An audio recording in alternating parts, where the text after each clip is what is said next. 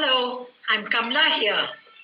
In today's session, we learn about the life skill called empathy, the eighth life skill identified by the World Health Organization. We will learn about some amazing empathetic people who made a huge impact in the world and about the types of unempathetic people. We will learn the difference between sympathy, empathy, and compassion. We will learn how the marketing folks use empathy as a great tool and how products are created using empathy as the starting point. Let me start the session with the definition of empathy. Empathy is the ability to understand and share the feelings of another. Empathy is walking a mile in somebody else's moccasins, whereas sympathy is being sorry, their feet hurt. Now, let me hand over my team members to read out their chapters. Hello, I'm Nilima Kalambi. This article is about three extraordinary people who gained great insights through experimental empathy. Let me start with Saint Francis of Assisi, who lived in the 13th century. Giovanni, as he was known, was the son of a wealthy merchant. When he was in his 20s, he went on a pilgrimage to Rome. There he observed the contrast between the lavishness of the churches and the poverty of the beggars sitting outside. He persuaded one of the beggars to exchange clothes with him. Then he spent the rest of the day in rags, begging for alms. This experience was the starting point of the transformation of Giovanni to Saint Francis. The second story is of Beatrice Webb from the 19th century. Beatrice Webb was born into a wealthy business family. As part of her research into empathy and urban poverty, Beatrice worked for a while in a London textile factory. This experience inspired her to campaign for improved factory conditions and support the cooperative and trade union movements. The third story is about Gunther Wallraff. Gunther was a German investigative journalist who spent 2 years undercover as a Turkish immigrant worker. His study led to criminal investigations of firms using illegal labor and resulted in improved protection for contract workers. Summarizing 6 habits of highly empathetic people that will inspire you and add greater purpose to your life. Habit 1. Cultivate curiosity about strangers. We expand our empathy when we talk to people outside our usual social circle and encounter diverse worldviews. Habit 2. Challenge prejudices and discover commonalities. We all have assumptions about others. We tend to use collective labels, for example, Muslim fundamentalist, welfare moms, and so forth. These labels prevent us from appreciating their individuality. Habit 3. Expand your empathy by gaining direct experience of other people's lives. We learned this from the 3 stories we heard today. Habit 4. Listen actively to others. Try to grasp their emotional state and needs. It could be a friend who has been diagnosed with cancer, or a co-worker upset with their spouse for working late yet again. Habit 5. Initiate and support movements against oppression of the powerless. Habit 6. Offer more than passive empathy. Create imaginative solutions to people's problems. This is what most startups do. Let me end this chapter with a quote. Empathy is seeing with the eyes of another, listening with the eyes of another, and feeling with the heart of another. Hi, my name is Malliga, and I'm going to be speaking about how brands are using empathy to enhance marketing. Empathy is today's buzzword in the marketing space. This chapter offers examples of how companies use empathy to enhance their brand. The first example is the Thank You Mom ad by Procter & Gamble. Most people relate to motherhood through personal experience.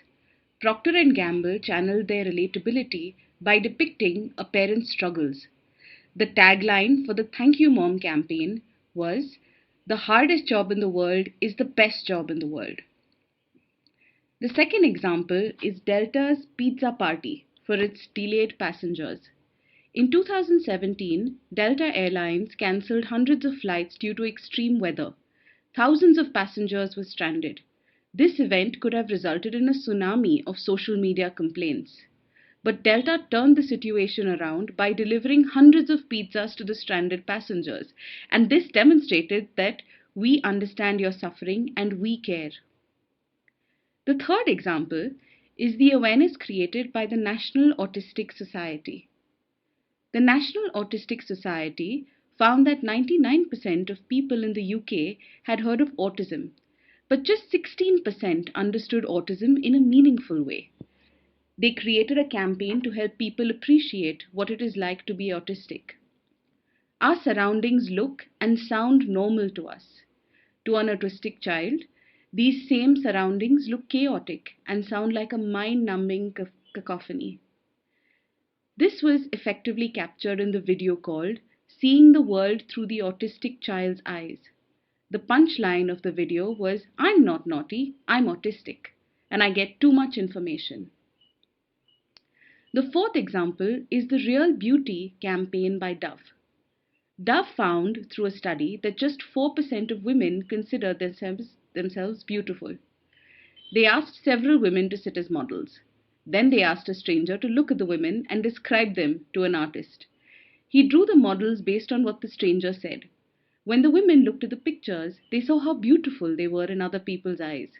The words, "You are more beautiful than you think," in their campaign was a game changer for the company.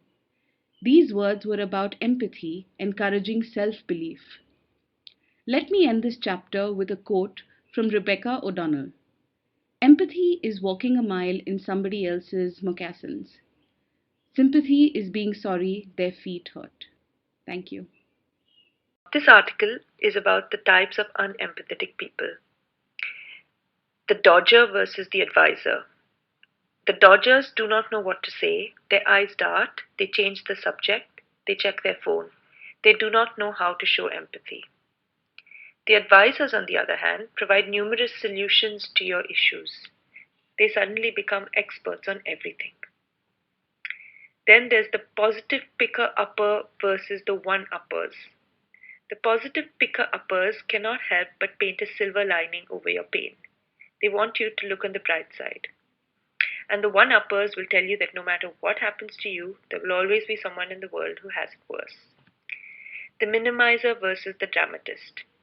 Minimizers look for ways to make the problem small so they can get out of the conversation. Dramatists overreact to the news of distress. Then there's the storyteller. Their typical response is, "I know someone who went through something similar, and here's what happened." If you analyze all these so-called empathizers' responses, you will realize that all they want is to minimize your discomfort. So what is the best way to empathize? Here is a list of actions. Just listen and be there. Connect with people's feelings. Walk a mile in their shoes and think what you would feel in their situation. Acknowledge their pain.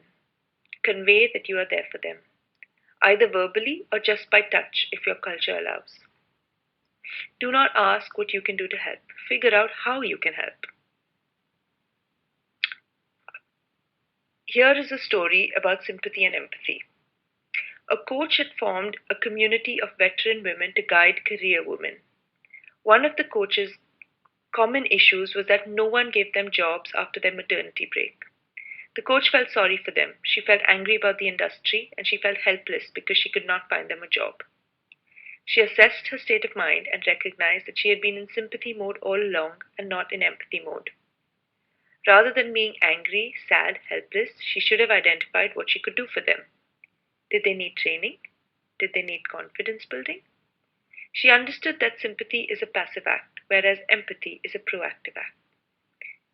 We end this chapter with a quote from Seneca, the Roman Stoic philosopher. Wherever there is a human being, there is an opportunity for kindness. Hello, I'm Premla Rajkumar. Today I want to summarize 2 TED Talks on empathy. The first talk, titled Trash Cart Superheroes, is by Mundano. Mundano is a Brazilian graffiti artist and activist. Mundano's initiative is an example of empathy in action. Mundano says, "Our world has many invisible superheroes. The catadores, the Brazilian workers who collect recyclable materials for a living, are such superheroes. Mundano's purpose in life is to make the catadores visible. Catadores collect 90% of all the waste in Brazil. They ensure that what they collect is recycled. In 2007, Mundano began using his graffiti skills to paint carocas. A caroca is a wooden or metal cart used by trash collectors. Mundano's graffiti created global curiosity.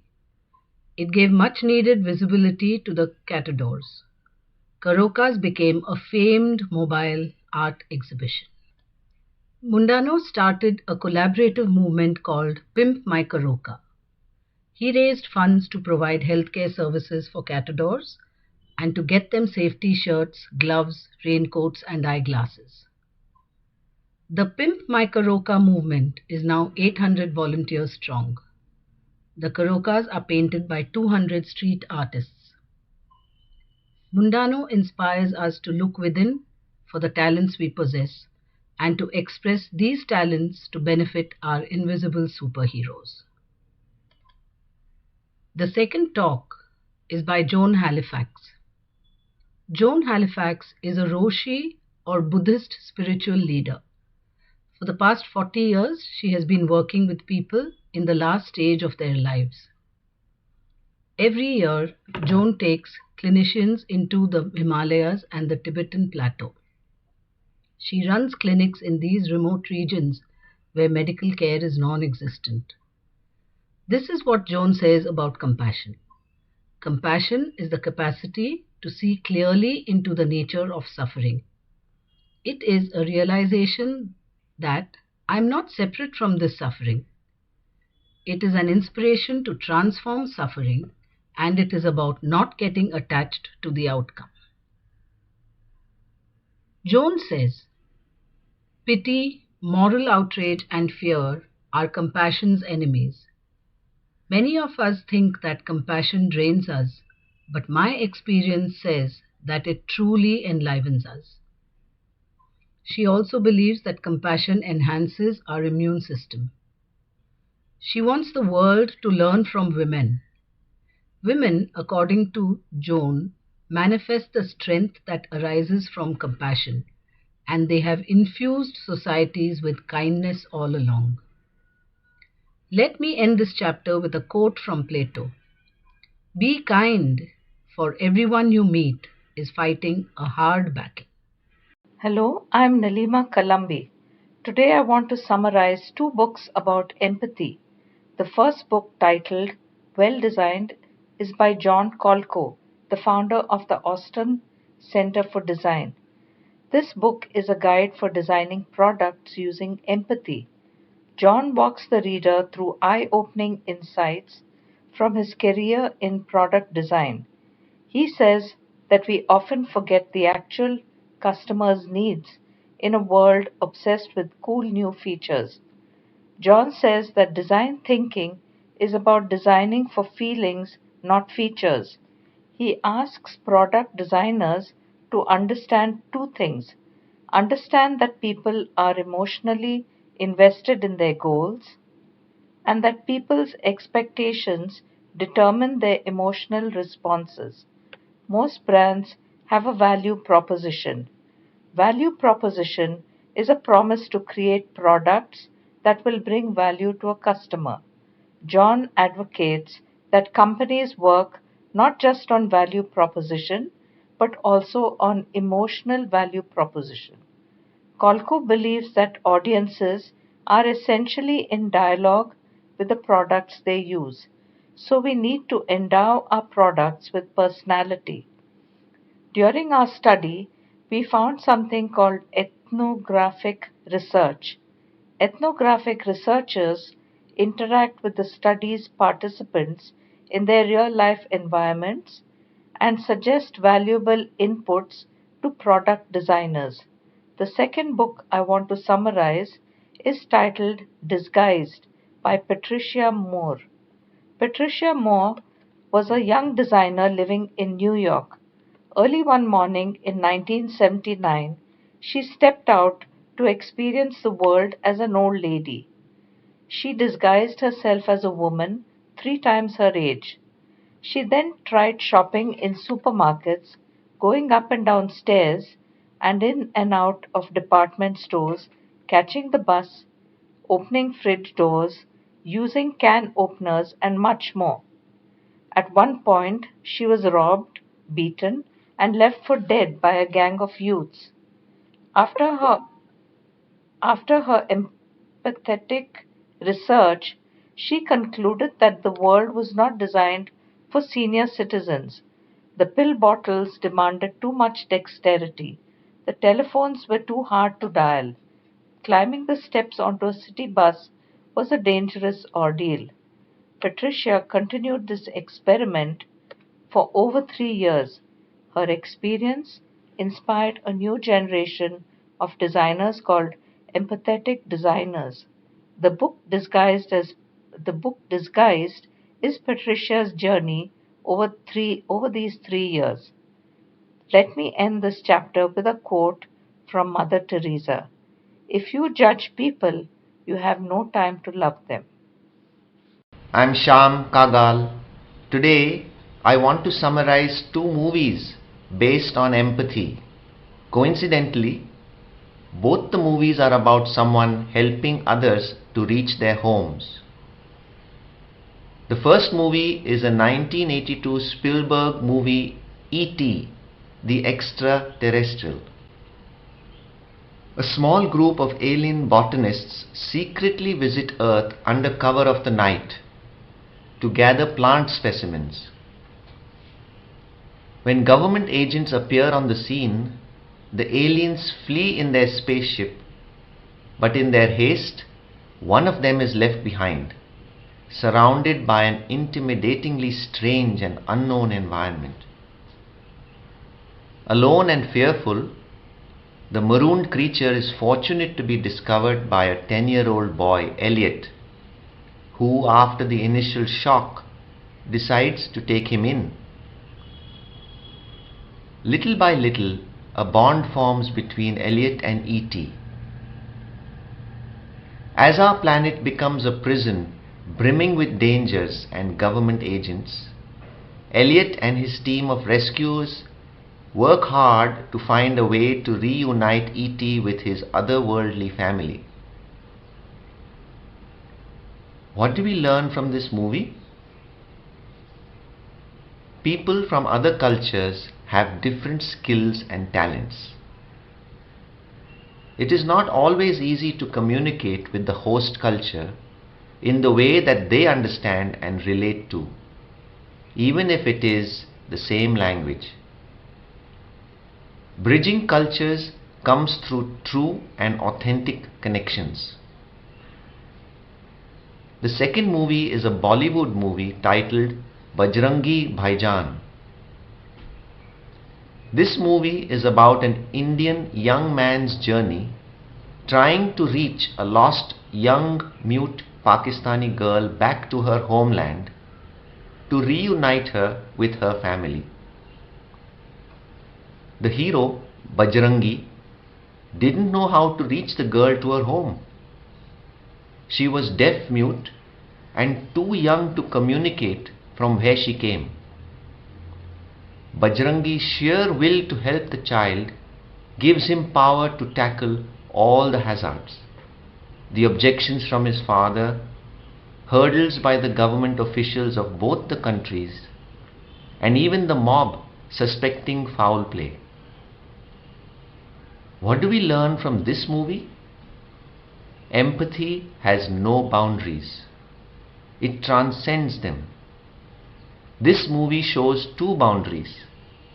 The first one is a territorial boundary. The hero helping someone from an enemy country. And the second one is the religious boundary. A Hindu hero helping a Muslim child. Empathy can give you tremendous inner power to face all possible hurdles.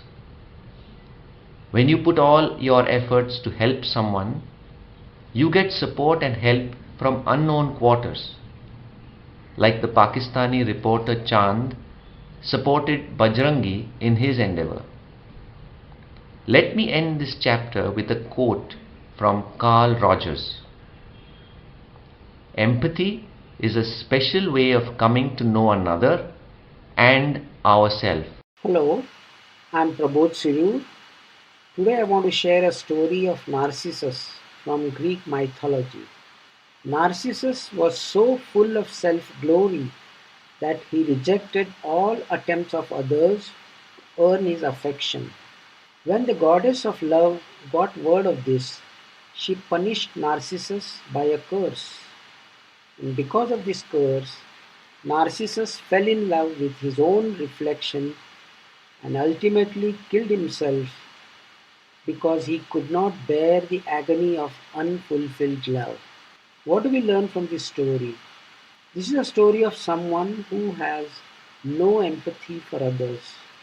Narcissistic personality disorder is a mental condition in which people have an inflated sense of their own importance and a total lack of empathy for others. Hello, I'm Malliga Rajkumar. Today, I want to share my learning about empathy from a mythological story.